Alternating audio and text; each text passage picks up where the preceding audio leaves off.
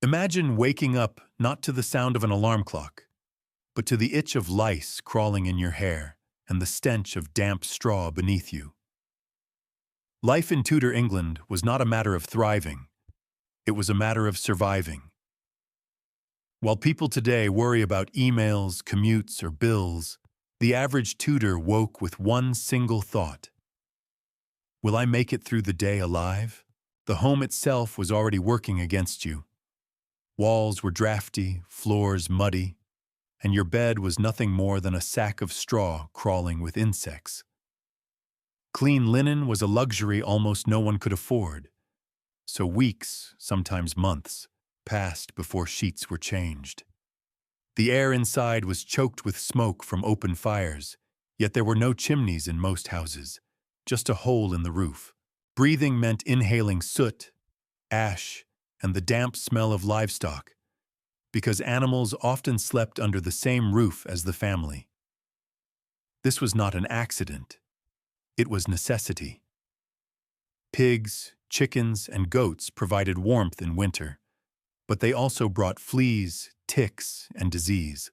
Hygiene barely existed by modern standards. Soap was crude and rarely used. People might wash their hands occasionally, but full-body bathing was considered dangerous, even sinful. To many, water was a gateway for disease, so dirt remained caked on skin for months.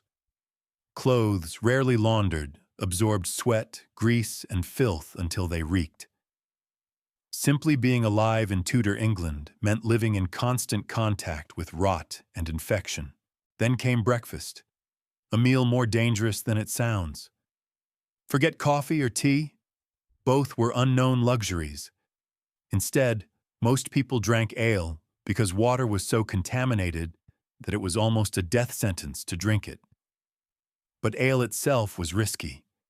If brewed poorly or left too long, it could poison you. Bread, the daily staple, often hid deadly surprises. Bakers cut corners by mixing in chalk, sawdust, or even ground bones to stretch out flour. If grain had been stored improperly, mold created ergot, a fungus that caused convulsions, hallucinations, and sometimes death. Meat and dairy were worse. Without refrigeration, everything spoiled quickly. Eating pork or cheese was a gamble. Today it might fill your stomach. Tomorrow it might rot you from the inside out. As if the household wasn't threatening enough, the streets offered their own hazards. Disease spread quickly in the cramped lanes of London or any Tudor town. Open gutters carried human waste. Rats scurried everywhere, carrying fleas that could, and did, unleash the plague. One outbreak could wipe out half a city in months. To live in Tudor England was to live under the shadow of sudden mass death. And yet, this grim reality was topped off with a form of entertainment that to us feels unthinkable: public torture and executions. For Tudors, violence wasn't hidden away in prisons. It was performed in broad daylight as a kind of national theater. Children were brought along, families gathered, and vendors sold food while men and women were hanged, burned, or butchered before their eyes.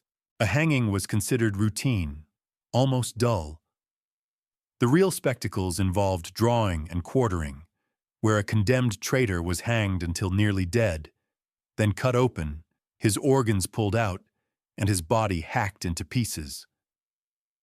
Heads were boiled and stuck on spikes above city gates to rot in the sun, a warning to anyone tempted by disobedience. Women accused of heresy or witchcraft were often burned alive. The crowd did not recoil. They cheered. The monarchy wanted fear, and blood in the streets provided it. This was not cruelty for cruelty's sake. It was control. In a world where rumors could topple kings, where faith itself shifted with the monarch's mood, public death was a reminder. Step out of line, and this will be you. It was terror disguised as justice. So by the time the Tudor sun had fully risen, the average person had already faced filth, disease, poisoned food, and the casual reminder that their life could be snuffed out at the crown's whim. For us, the day has just begun. For them, survival was already a victory. If you were unlucky enough to fall ill in Tudor England, your odds of survival often dropped the moment you sought help. Doctors, at least as we imagined them, barely existed. Instead, there were barber surgeons, men whose main trade was cutting hair and pulling teeth, but who also dabbled in surgery and medicine. Their tools were knives, saws, and crude clamps, all used without anesthesia or any understanding of germs. Infection was the real killer, and no one knew how to prevent it. A simple cut could turn into blood poisoning within days. The common treatments were often worse than the sickness itself. Bloodletting, draining a patient with knives or leeches, was prescribed for everything from fevers to headaches. If that didn't work, a surgeon might attempt trepanning, drilling a hole into the skull to let bad humors escape. Mercury was given as a cure for syphilis, but instead of healing, it slowly poisoned the body, rotting gums, blackening teeth, and driving patients mad. In Tudor England, medicine wasn't about recovery.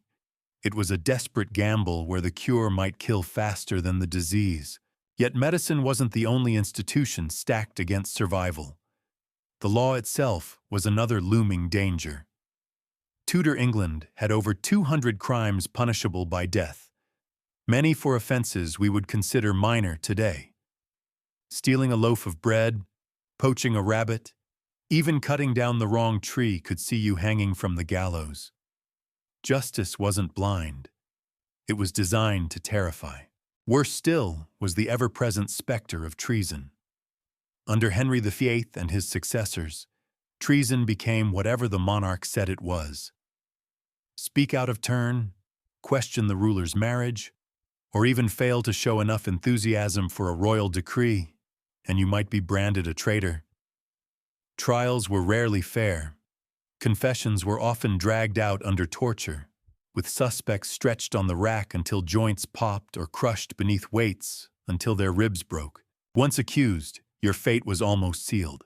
If the streets and courts weren't enough to inspire fear, the royal court itself was a labyrinth of paranoia. On the surface, it glittered with music, banquets, and fine clothes. Beneath, it was a nest of intrigue where survival depended on invisibility. Every smile hid suspicion. Every whispered rumor could ruin a life. Servants spied on nobles. Nobles plotted against each other. And the king's favor was a shifting tide that could raise a man to riches or send him to the scaffold. Anne Boleyn's downfall is a chilling reminder. One day she was Henry VIII's beloved queen, showered with titles and respect. The next, she was accused of adultery and witchcraft, tried with flimsy evidence, and executed on Tower Green. Her fate wasn't unique. Royal favorites lived and died by the monarch's moods, and no amount of loyalty guaranteed safety. The tools of fear stretched beyond the courtroom. Castles and palaces were built with secret passages, spy holes, and hidden staircases. Architecture designed not for beauty, but for survival. Poisonings were whispered about constantly. Meals had to be tasted first by servants. Even a simple goblet of wine could spell the end. In this climate, the best strategy was not to be brilliant, not to be ambitious, but to be invisible. To rise too quickly meant becoming a target. To speak too boldly meant courting disaster. The Tudors lived in a theater of suspicion, where every glance might conceal betrayal, and every word might be your last. So if the morning hours tested your body with filth and disease, the afternoon tested your mind and spirit with fear. Tudor England wasn't just physically lethal, it was psychologically crushing. Every institution, medicine, law, and the royal court, reminded you that your life was fragile, and your death could be swift, painful, and very public. If the Tudor home tested your health and the court tested your loyalty, the private life of marriage offered no refuge. For most, marriage wasn't about love, but about survival, money, and alliances. Families arranged unions like business contracts, sealed with dowries, land, or livestock. A woman's worth was often measured not by her character, but by what she brought into the marriage: cash, property, or the ability to bear heirs. There was little room for romance. Weddings could be arranged when children were still very young, and once married, escape was nearly impossible. Divorce was almost unheard of. Separation was scandalous. The only true escape was death. On the wedding night, couples were often paraded into the marriage bed under the eyes of witnesses who expected proof that the union was consummated. Privacy was a luxury few could imagine. To live as a Tudor husband or wife meant accepting that your body and your life were not entirely your own. Religion added another layer of constant peril. In a single lifetime, the faith of the nation might flip several times between Catholicism and Protestantism, depending on who wore the crown. Under Henry VIII, allegiance to the Pope became treason. Under his daughter Mary the Fern, Catholicism returned, and Protestants were burned alive in marketplaces. Then Elizabeth the Firm restored Protestantism, and Catholic loyalty once again became deadly. Ordinary people were trapped in the crossfire. To attend the wrong church service, or to skip it altogether, could end with a rope around your neck. Faith wasn't just a private matter of belief. It was a daily survival test. Witchcraft trials spread terror through villages. Women, especially widows or the poor, were accused of consorting with the devil simply because crops failed or a neighbor's child fell ill. Torture was used to force confessions, and executions were brutal warnings. The fear was so strong that many lived in silence, hiding their true faith behind whatever mask the crown demanded that year. And if plague, poisoned bread, and religious persecution weren't enough, war was always lurking. Kings and queens demanded armies, and the ordinary peasant had little say in the matter. Recruitment was often forced. Villagers rounded up and sent off to fight with barely any training. Armor and weapons were scarce. Many soldiers marched into battle with nothing more than farm tools. Conditions in the field were almost worse than the fighting itself. Food was scarce, often little more than moldy bread and thin broth. Disease spread quickly in crowded camps. Dysentery, typhus, and plague could wipe out more men than swords or muskets. Wounds that might be survivable today almost always turned fatal. Amputations were crude, done with saws and without anesthetic. A soldier's greatest hope for survival was desertion, but even that carried the risk of execution if caught. For those left at home, war drained villages of men, food, and security. Families struggled to survive without their strongest members. Women and children were left vulnerable to hunger and poverty, while news of battles, often exaggerated or delayed, brought little comfort.